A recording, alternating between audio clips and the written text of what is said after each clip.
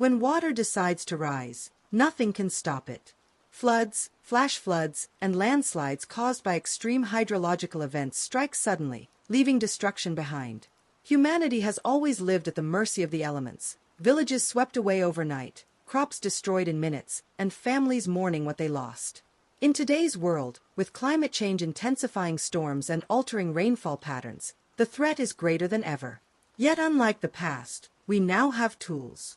Technology gives us an opportunity to fight back, not against nature itself, but against ignorance and unpreparedness. With the right systems in place, floods that once killed thousands can now be anticipated. A community that once had minutes to react can now have hours, or even days, to evacuate. This story is not just about science, it is about survival. Behind every statistic of disaster lies a family, a child, a rescuer. Technology gives us the chance to transform disasters from inevitable tragedies into manageable risks.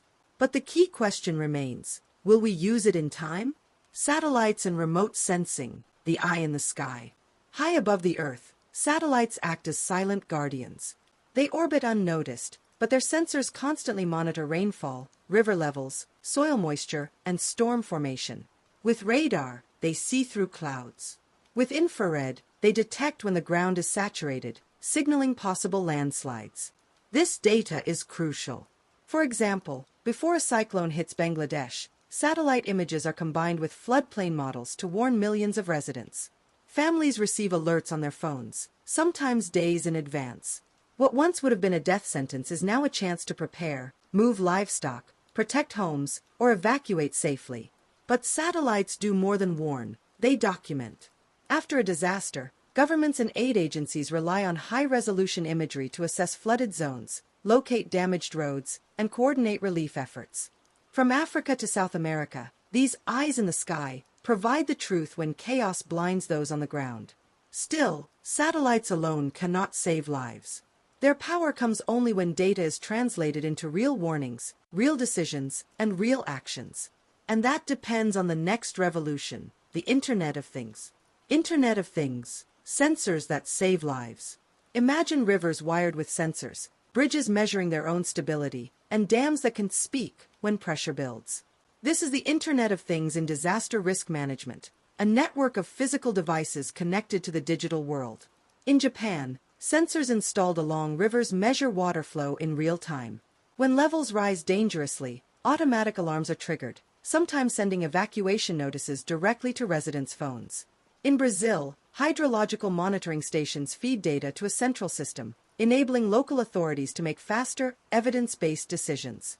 IoT also empowers communities.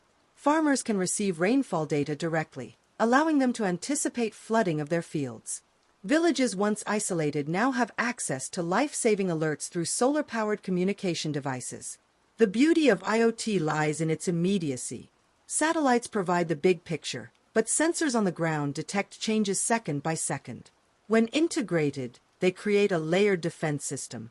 But even with this vast flow of data, humans need help to interpret it quickly. That is where artificial intelligence enters the battlefield. Artificial intelligence and big data, predicting the unpredictable. Floods and landslides are chaotic. Millions of variables, rainfall intensity, soil saturation, river flow, urban drainage, interact in complex ways. Human minds cannot calculate it all in time, but artificial intelligence can. AI analyzes vast amounts of data from satellites, sensors, and historical records. It identifies hidden patterns and makes predictions that were once impossible. For example, AI models can simulate how a city will flood depending on where rain falls, predicting which neighborhoods will be underwater within hours. In the Philippines, AI-powered systems predict typhoon paths with stunning accuracy, giving coastal communities extra hours to evacuate. In Europe, machine learning algorithms analyze river basin data to anticipate floods weeks in advance. Big data also allows authorities to prioritize resources. Which areas should receive sandbags first? Where should rescue boats be stationed? AI turns overwhelming chaos into actionable strategy. But AI is only as powerful as the trust people place in it. Communities must believe in the warnings. Governments must invest in implementation. Without this, Even the smartest algorithm is useless. Drones and robotics, eyes and hands in the danger zone. When disaster strikes, entering affected zones can be deadly. Floodwaters carry diseases, debris, and unpredictable currents. Landslides leave unstable ground. For rescuers, every step can be fatal. This is where drones and robotics prove invaluable. Drones can fly over flooded neighborhoods, mapping safe routes and locating stranded survivors. Equipped with thermal cameras, they detect people trapped on rooftops at night. In Nepal, drones helped humanitarian groups deliver medicine to isolated mountain villages after landslides cut off roads. Robotics adds another dimension. Amphibious robots can patrol flooded streets, while underwater drones inspect dam foundations for cracks. Robots don't tire, don't panic, and can go where humans cannot. These technologies save lives not only by rescuing victims, but also by protecting rescuers. Every life saved from unnecessary risk strengthens response teams. In many ways, drones and robots are the new frontline soldiers in the war against hydrological disasters. From reaction to prevention. For centuries, humanity has reacted to disasters. A flood comes, and we rebuild. A landslide buries a town, and we mourn. But technology offers a different path, one of prevention. Satellites give us foresight. Sensors give us precision. AI gives us prediction. Drones give us reach. Together, they form a shield, transforming how we face water's fury. Yet this shield is only effective if societies choose to wield it.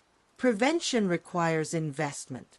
Governments must prioritize early warning systems, not just disaster relief. Communities must be trained to understand and trust alerts. Citizens must recognize that preparedness is not paranoia, it is survival. Disasters will never disappear. But with technology, they can lose their power to surprise. Humanity can finally move from reacting after tragedy to preventing it before it happens.